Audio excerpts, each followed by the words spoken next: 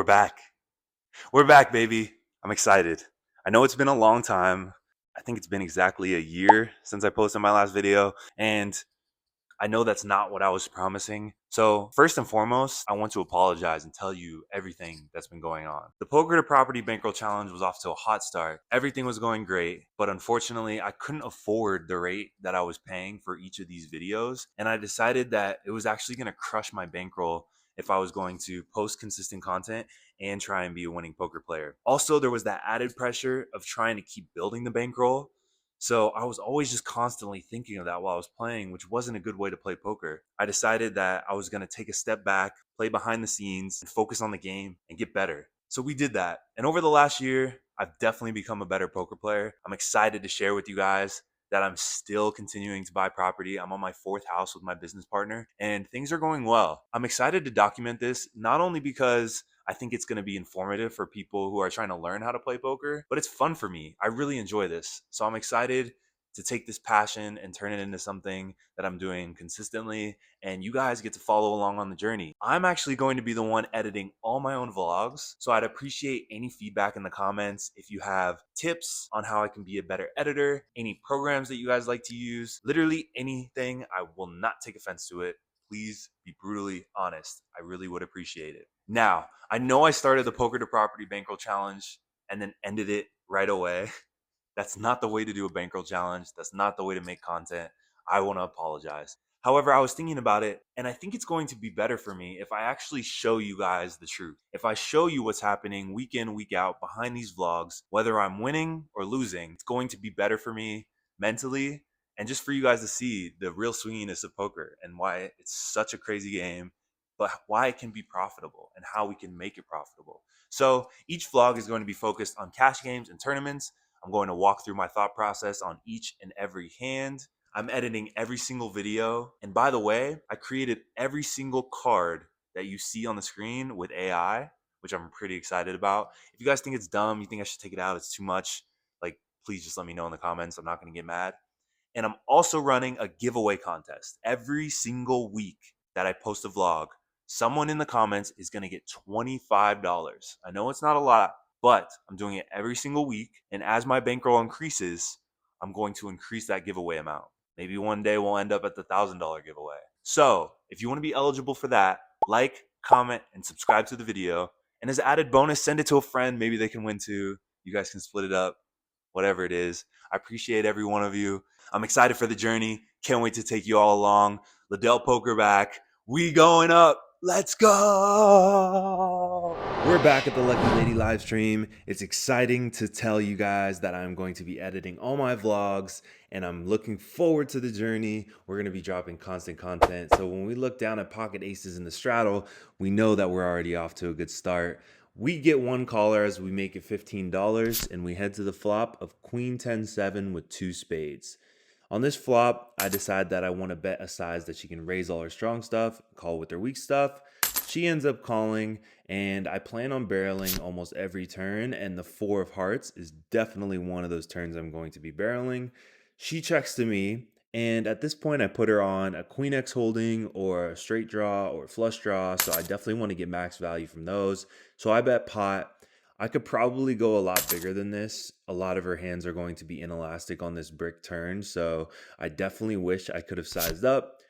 However, it's okay because the river's the deuce of diamonds, no draws get there. We decide that we're going to jam and try and get max value from a queen. She ends up folding, unfortunately, and we take it down with the Rockets, off to a phenomenal start. This hand ends up going a little bit differently than the first one, but that's okay. We got to mix it up.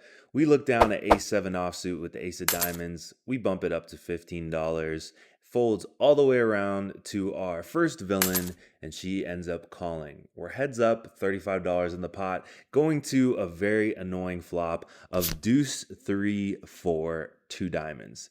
She ends up donking into us for $20 here. I don't really know what this means at this point, so I just decide to put in the call. We see a king of hearts on the turn. Now she bets $45, and at this point, I know that she has a decent hand, but I plan on bluffing any diamond river given the fact that I have the ace of diamonds. So when the 8 of diamonds peels off and she donks for $20, We see this as the perfect opportunity for us to go ahead and jam. Unfortunately, she doesn't take too long after tanking for a couple seconds and decides to keep us honest and puts in the call. No, God! No, God, please, no! We show she has a set, and yeah, that was never going to work. But the important part is I tried to find the spot with the diamond blocker, and it just didn't work out.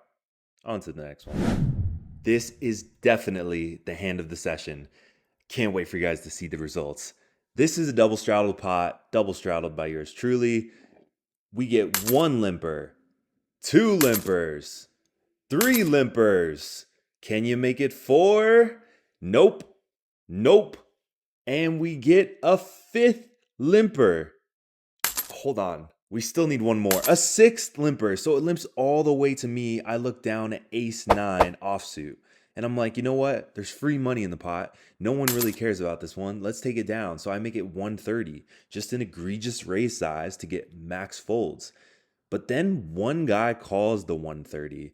And at that point, I'm like, oh shit. Fasten your seatbelts. It's going to be a bumpy night. He must have a pocket pair, some sort of bigger ace, and just limping in with it. So some alarm bells are definitely ringing when he does this. Thankfully, though, it gets to the next lady and she ends up folding, and it folds all the way back around to us. So now we're going into this massively bloated pot with a terrible ace against a guy who I have no information up with. So we're looking for some help. When the flop comes queen 9-4 all hearts, it's definitely not the flop we wanted to see. However, we do have a pair. I check and he snap jams. And now, when I was thinking about this in the moment, I thought that if he had a strong hand, he wouldn't snap jam. So I figured my 9 could be good. However, I knew I had to avoid probably some hearts. But, you know, it's hard to make a pair and hold them. So I decided to call, and I'm only running this once. I don't care. If you get there, you get there. He shows ace king with the king of hearts. Didn't raise me pre, and he pays for it because we scoop with an amazing call on the flop for $300. And we scoop in this almost $1,000 pot. Locust. With second pair. Look at that. See, all you got to do is flop a pair and never fold. Word to the wise. Just kidding. Don't do that. Anyways, on to the next hand. Very excited that I won that one. So while nothing crazy happened this hand, I decided it was important to include. When it limps to me and I have king 9 of spades in the cutoff, I decide to make it $25. We get the instant regret when someone raises to $100. Now, this is the tightest guy at the table. And even though I have king 9 suited and I'm in position, I look at his stack and he's only going to have 2x SPR. So I decided to just let this one go. I think if we were a lot deeper, I would go ahead and peel. But this guy just has a big pocket pair. And of course, he shows pocket queens. So remember, sometimes when you raise with good hands, it's okay to fold them too. However, we will not be folding because we have king 9 of spades again. And when it limps to us, we're looking to make some money with this one. We make it $30 because we know that under the gun is probably not limp folding. This is 2-3 we're talking about here, ladies and gentlemen. And of course, he calls, and we go to a glorious flop of king 9-7 with 2 diamonds. Okay, let's go. We have top 2 pair on a very wet board. So we want to go ahead and get value from all his holdings and have him raise off his strong shit. We bet $20. He calls. We're going to the turn, which isn't the best in the 8 of spades. However, I think if he has jack 10 on this turn, he's going to be raising a lot. So I bet half pot again, and he decides to call. Now we're heading to the river, which is a queen of spades. And interestingly enough, he decides to donk. And I'm thinking about this, and I already don't put him on jack 10, so I really think he has a worse 2 pair here. I think like queen 9, 7, 8, hands like that, maybe even king 8. I don't really think he's going to limp call king queen preflop, so I'm pretty sure if he doesn't have a straight, we're going to have the best hand here a lot. And I know that this is very, very thin. However, he decides to call. We show the top two, and he told me that he indeed had two pair. He rivered it. I said, "Did you have queen nine?" And he told me he indeed had queen nine. So the all-in was a tiny bit thin, but we got max value. On to the next one. I'm pretty excited about the way I played this hand, so I want to see what you guys think as well. I have ace queen offsuit under the gun and raise it to $15, and we get two callers. Now, I know that I'm pretty much checking every single flop in this multi-way single raise pot out of position. So obviously when the board comes 9-7-4 with two diamonds, I decide to check, and it checks around. Now, when the two of diamonds comes on the turn, obviously it brings in the flush, but I don't really put anyone on that as I think they would stab the flop. So when the button decides to stab for $15, I pounce on this with some aggression and raise it to $45. Folds back to him. He thinks for a little bit, but he decides to call. At this point, I put him on some sort of pair plus flush draw type of hand. Not really sure. But when the queen comes on the river, I decide to get tricky and trap. So when he snap bets 65, I decide to snap call. He shows a 4, and we show the winner, and we take down a nice pot. This is a good lesson to show that even though you don't have a good hand, you can get some aggression and just bink a queen on the river. Okay, enough of that. This is actually some real hand reading here, okay? Some very fucking good hand reading. Impeccable hand reading. Anyways, Eddie opens up to 10 under the gun. I make it $35, and the villain from the last hand decides to call the $35.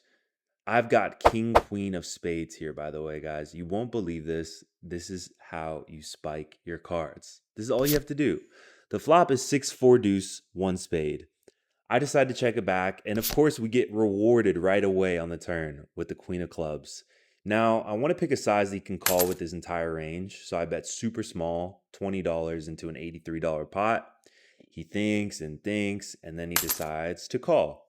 So, we're heading to the river, and I know that he doesn't have a strong hand here, so when the 6 peels off, I'm slightly worried that he could have a 6. However, I think that I still have to bet here for value, so I just make it $40, and I'm really proud of this sizing because he ends up calling here, and he told me he had pocket 8s, so I got some pretty thin value here. I think if I went too big, he would have folded the 8s, but we end up taking down a nice little pot. And again, this is all you have to do. Have a bad hand on the flop, get there on the turn or river, and get max value from your opponents. Easy game. Reporting live from Hermosa Beach. Hope you guys enjoyed the vlog. I'll put my results here. We're off to a great start for the first vlog of the new era of Ladell Poker. We're also about to go register a tournament, which we're excited about, the Lucky Lady 100K guarantee. I'm not going to be vlogging that one, but I'll definitely keep you guys posted on how it goes in the next vlog. I'm also going to be posting my weekly results here. Off to a good start for the week.